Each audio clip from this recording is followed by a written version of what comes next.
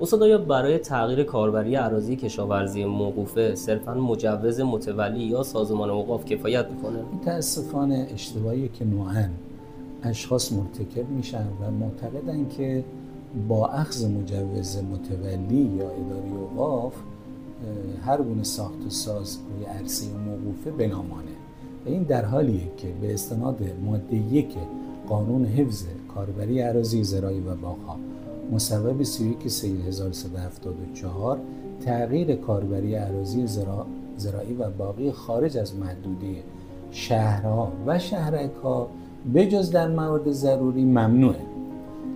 تشخیص موارد ضروری به عهده کمیسیون تبصره‌ای که ماده 1 در مرکز هر استان.